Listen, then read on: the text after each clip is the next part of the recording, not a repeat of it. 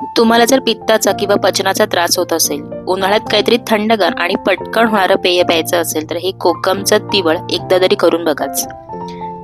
तर यासाठी कोकमचं आगळ कसं करायचं ते आधी सांगते. सगळ्यात आधी सोलं घ्यायचे. सोलं म्हणजेच कोकम. तर माझ्याकडे सॉल्टेड कोकम आहेत. मी कोकमाला असं मीठ लावून ठेवून देते. तर एक 5 ते 6 साली घेतलेत मी आणि यात मीठ घालून एक 15 ते 20 मिनिटं भिजत ठेवायचं. म्हणजे त्यातला कोकममधला जो काही अर्क असेल तो पाण्यामध्ये येतो. 15 मिनिटानंतर बघू शकता जे पाणी आहे थोडंसं लालसर झालं. आता मोठ्या बाउलमध्ये ट्रान्सफर करायचं आणि जमेल तेवढं हाताने कोकम हे कुस करून घ्यायचे.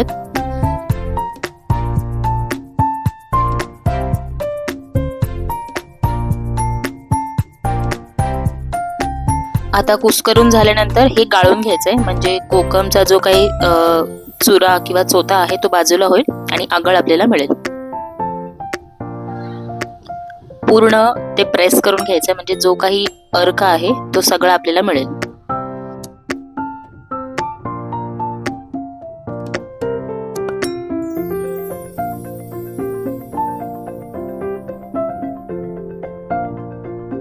तर अशा प्रकारे आपलं कोकमचं आगळ तयार आहे. घरच्या घरी तुमच्याकडे जर रेडीमेड आगळ नसेल किंवा कोकम सिरप नसेल तर अशा प्रकारे करू शकता.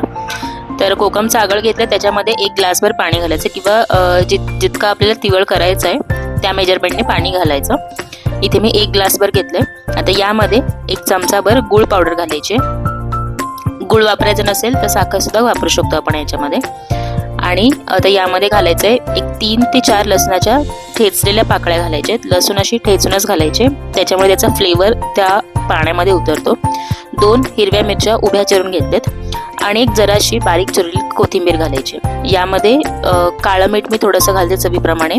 साधं मीठ वापरत नाही कारण माझी कोकममध्ये ऑलरेडी मीठ लावलेलं होतं, त्यामुळे बऱ्यापैकी त्याच्यात मिठाची चव आहे. आता हे सगळं मिक्स करायचंय चांगलं आणि जी आपली लसूण आणि मिरची आहे ती चमच्याने प्रेस करायची म्हणजे त्याची चव अजून त्या तिबळमध्ये उतरते. जर तुमच्याकडे काळं मीठ वगैरे नसेल ना तर साधं मीठ घातलं तरीही चालेल.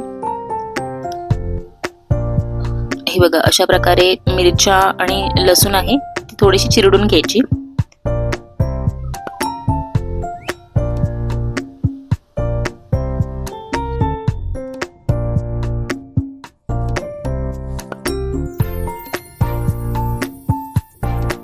तर अशा प्रकारे एकदम सोप्या पद्धतीने कोकमचं तिवळ तयार आहे. तुम्ही सुद्धा ही रेसिपी एकदा तरी करून बघा. गोवन रेसिपी आहे ही.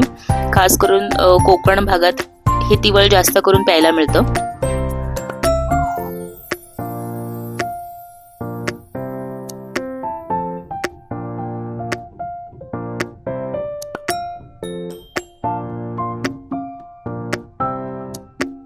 या उन्हाळ्यात गरमीमध्ये हे थंडगार तिवळ एकदा तरी करून बघा आणि रेसिपी कशी होते ही कमेंट बॉक्समध्ये मला नक्की कळवा. माझ्या रेसिपीज आवडत असतील तर मील्स बाय सुकेशिनी या चॅनलला सबस्क्राईब करा. व्हिडिओजना लाईक करा आणि जास्तीत जास्त शेअर करा. Thank you so much for watching. पुन्हा भेटूयात अशाच एका रेसिपी सोबत.